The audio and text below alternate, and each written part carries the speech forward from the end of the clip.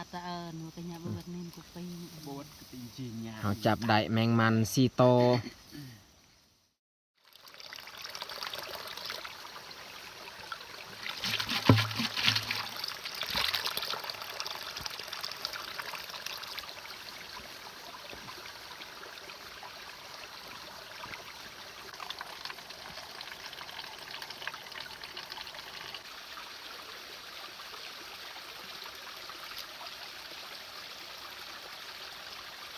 กราบสบายดีเบิร์ดสู่ผู้สู่คนที่เขามาเบิ่งมาชมสองของเฮาสำหรับวันนี้ก็เป็นวันที่เฮาเริ่มอีกเขาให้เนาะมาเก็บเกี่ยวเขาให้ต่อแนวพันธุ์ที่เฮารอทาอาทิตย์กว่ามื้อนี้เฮาเริ่มมาเก็บเกี่ยวใหม่เพราะว่ามันสุกแล้วโอเคมาแต่เฮาไปติดตามเบิ่งติดตามชมน้ำกันบรรยากาศได้ให้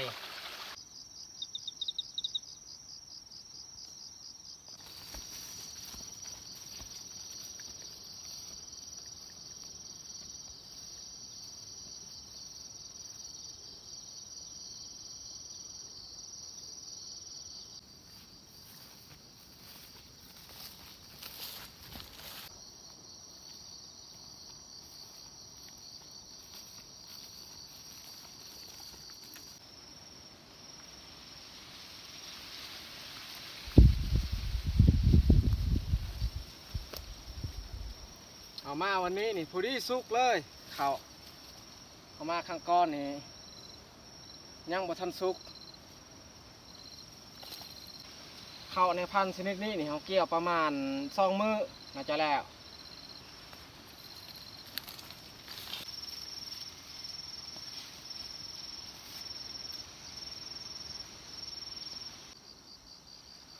อย่างมาแต่บ้านเมื่อยก็นั่งพักผ่อนก่อนอากาศยามเช้าแต่ว่าเฮาย่างมาเนี่ยเหือแตกนั่งพักผ่อนประมาณ5 นาทีแล้วจึงคอยลงเกี่ยวเฮาใส่บอลเฮาเหยียบเข้ากับอยู่นี่แหละเฮาใส่บอลเฮาเหยียบมือทำอิฐเพราะว่าเฮาเกี่ยวเบื้องนี้ต้องได้ไปเอาอีกเครื่องคลองแต่บอลเหยียบเข้าอยู่เทิงหันมาเหยียบอยู่นี่มาใส่อยู่นี้วันนี้นี่ไม่แต่พวกเฮา4 คนขึ้นมาเกี่ยวข้าวมีเบายูบน้องเตื้อยน้องแยกส่วนซาวลากับอาญะก็กลับไปบ้านของซาวลาแล้วแม่ก็บ่สบายไม่แต่พวกเฮา4 คนนี่แหละสิเกี่ยวข้าวก็เริ่มเกี่ยวแต่ลุมพุ่นแหละส่วนเบื้องลุมเกี่ยวไปใส่บอลเหยียบเข้าในบอลเก่าอยู่นี่ตั้งเวลา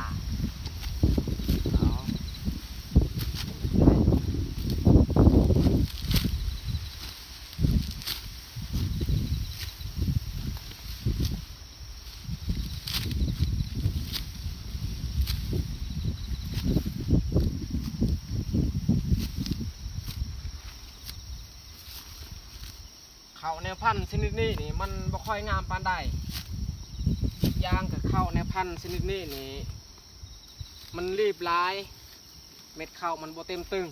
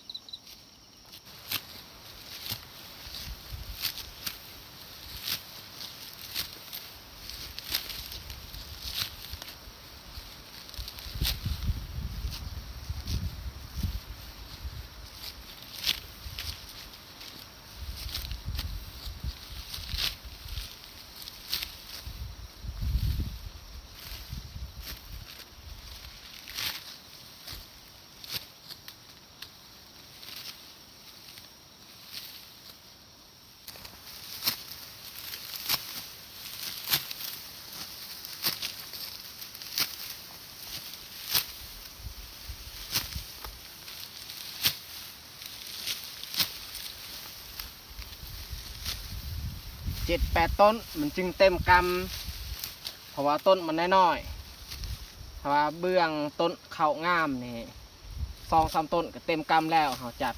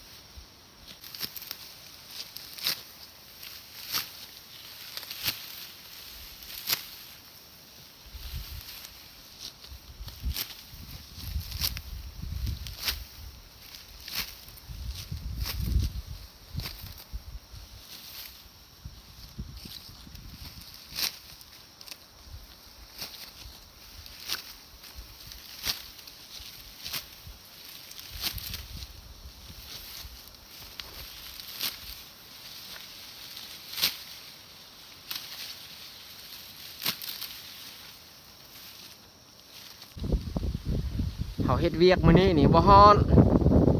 อากาศนี่มืดครึ้มลมพัดตลอดก็ดีนะเวลาเขาเฮ็ดเวียกเขาจักได้อากาศแบบนี้แหละถ้าว่าฮ้อนนี่โอ้บ่ไหวได้เขาเกี่ยวข้าวนี่ขั้นต้นโตถ้าว่าอากาศฮ้อนมันแต่เขาสิเกี่ยวขึ้นจากนี้ไปให้มันซื้อเลยเขาเกี่ยวแล้วบริเวณนี้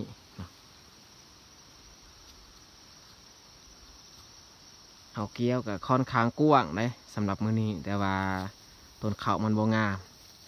ถ้าว่าบอนต้นข้าวงามนี่เขาเกี่ยวลายซ้ำนี้นี่พอดีแล้วเอาไปเก็บเอาไปเหยียบเลยน้องแง่กับพัฒนาขึ้นไหวอะไรแต่ก่อนหันเราเกี่ยวข้าวค่อนข้างช้าแต่ว่าเดี๋ยวนี้นี่เริ่มไหวแล้วเพราะว่าเราเบิ่งคนกับบหลายแต่เพื่อเฮา4 คนเสื่อเฮามากับน้องๆหลายๆคนนี่น้องแยกบ่ได้เกี่ยวข้าว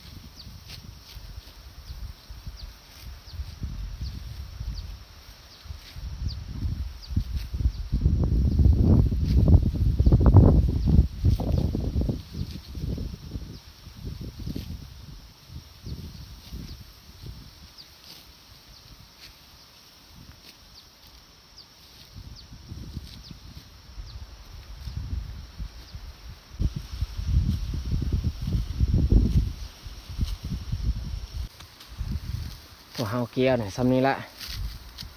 จงไว้ให้เตื้อยเพิ่นเกี่ยวพวกเฮาสิย่างไปเอาเครื่องคองอยู่เทิงบอนเฮาเหยียบเข้าอยู่เทิงมาตั้งอยู่รุมเลยเฮาสิแบกเข้าแล้วก็เหยียบเลยให้เตื้อยเพิ่นเกี่ยวให้มันแล้วตัวนี้บ่ร้ายดอกจากนี้ไปฮอดนั่น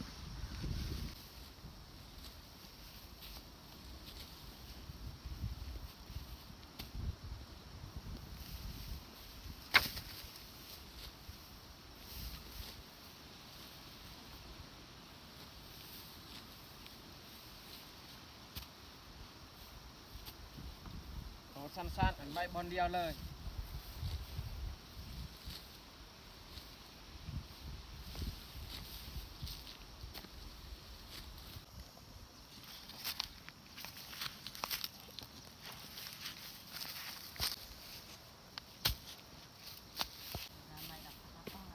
ให้น้องแยก แบกตัวสั้นๆอันนี้ขอสิแบก3 เส้นตัวยาว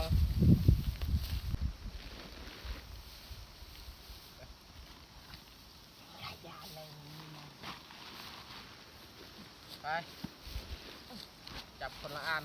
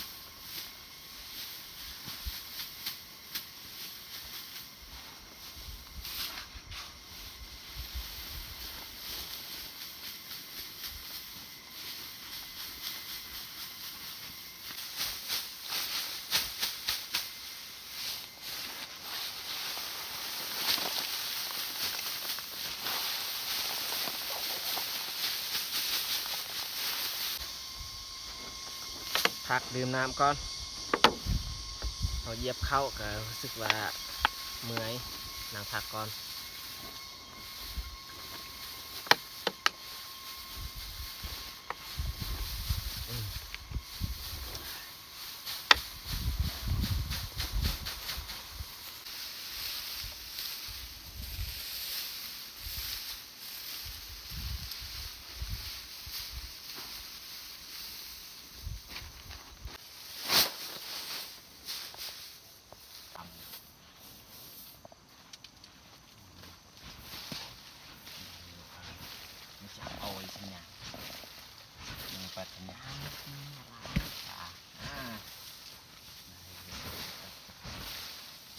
สัญญาณกระบายลาเปิดปิดกระจำดีไม่ขนมเปิดหลังจากเราพัดออกอันใบของมันหรือว่าขี้เหงื่อน้องแยกกับเอาเตื้อยเกิดไปแบกเข้าถือว่าเบิดแล้วเนาะเราแบกปะยันว่าจะหน่อยฝนทำแต่เราสิพักเที่ยงกินข้าวก่อนเยอะทุกทาง กินข้าวแล้วจึงคอยเหยียบต่อแล้วก็พัดข้าวมาเบิ่งผลงานว่าเฮาได้เท่าใดส่วนอาหารตอนเที่ยงวันนี้เนี่ยแมนซีมือน้องแยกเป็นผู้เฮ็ดจักเพิ่นเฮ็ดอิหยังกิน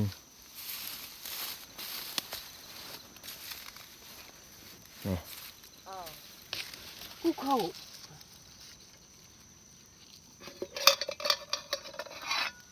โอ้แกงผักต้มไว้ผักจนมันเปื่อย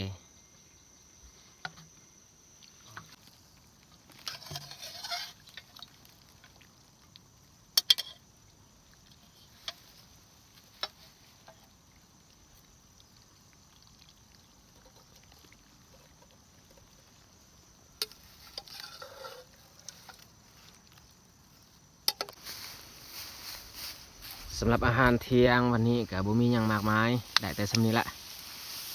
ต้มผักกาดใส่หมากอึส่วนอันนี้แมนของกินตอนเช้าหยอกนูแล้วก็หมักทั่วที่เฮาคั่วแจวที่เฮากินกับมักจันนี่แหละ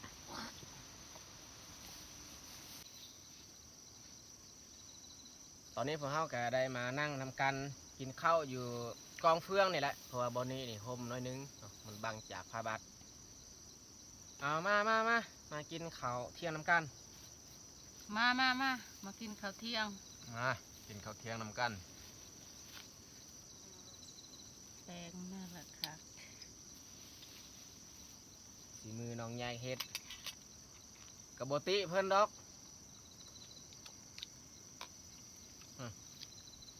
ก็แซ่บดีอยู่ที่เฮาบ่ได้อันสัตว์ป่าบ่ได้ซีนที่แบบว่าเฮาจะมาเฮ็ดกินแซ่บๆต้มแต่ผักกับมะอึก็เบิดซำนี้แหละความแซ่บยามมีก็กินยามบ่มีก็อดเอา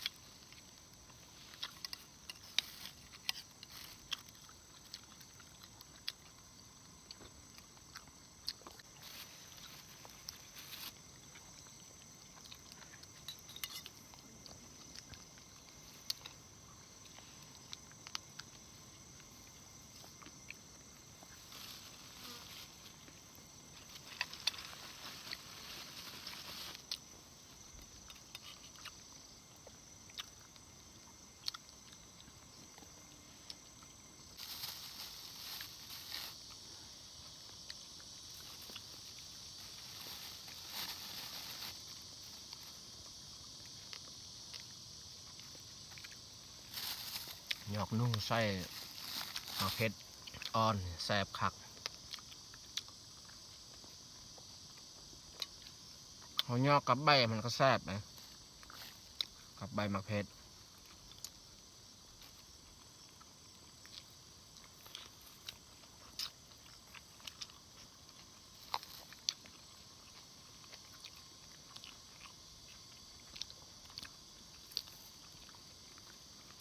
ซาตาหนูก็อย่าเบิดเน้นกูไปบวชกติจริงๆ เขาจับได้แมงมัน4 โตว ก็เลยเป็นทาง ติดจะไกล เอาไปจีกินนี่มันขนาดได้ส้มซื้อมันแหละแมงมันจีกินกับมันแซ่บหลังจากเขากินเขาวแล้วเขาก็นั่งพักด้นพอสมควรแต่สิเหยียบเข้าต่อให้มันแล้วเลย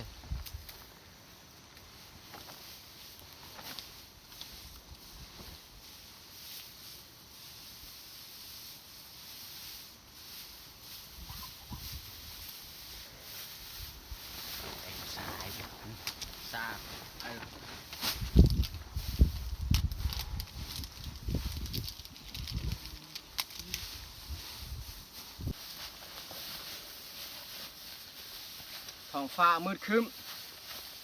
พวกเขาก็หีบเหยียบเข้าหีบพัดให้เขาพัดนี่บ่ไหวเพราะว่าแม่กับบ่ได้มาเขาพัดก็ได้คือกันแต่ว่าเขาพัดช้าเขาบ่ค่อยได้พัดเข้าปานใดส่วนหลายเหมือนแต่แม่กับเมีย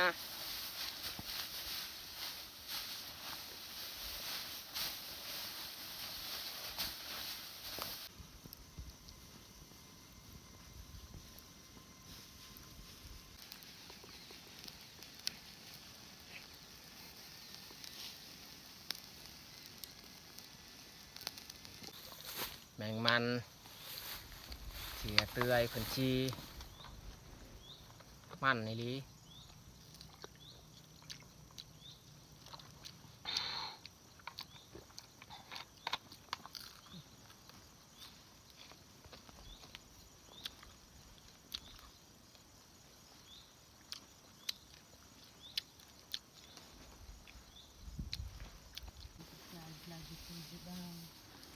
เขาเหาเหยียบกันแล้วไม่แต่เหาสิพัดแล้วบ้านี่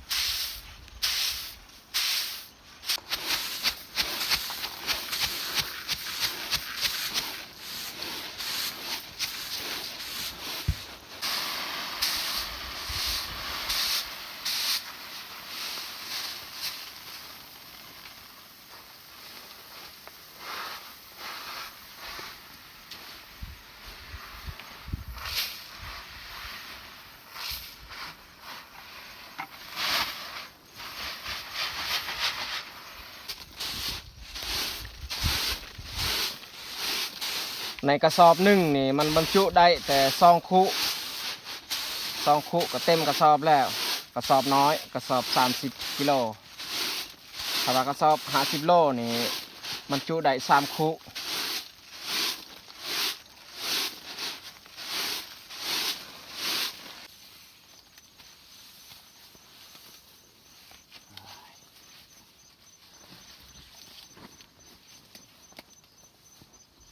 แต่วันนี้ละเราได้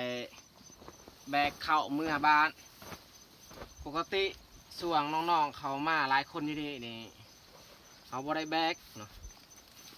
เขามาวันนี้นี่ครบคนเนาะเขาได้แบกได้เจ๊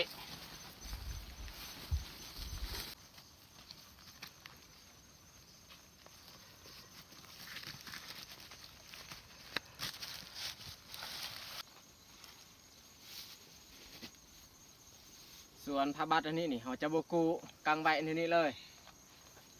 แล้วผลงานที่เขาพัดได้สำหรับข้าวนี่มัน2 กระสอบแล้วก็2 กระพาครบไปทุกคนถ้าว่าเขาเฉลี่ยเป็นกระสอบ50 กิโลนี่มันตกอยู่2 กระสอบนี่แหละเพราะว่ารวมทั้งหมดนี่มัน6 คุในกระสอบหนึ่งถ้าว่ากระสอบ50 กิโลนี่มัน3 คุมันบรรจุ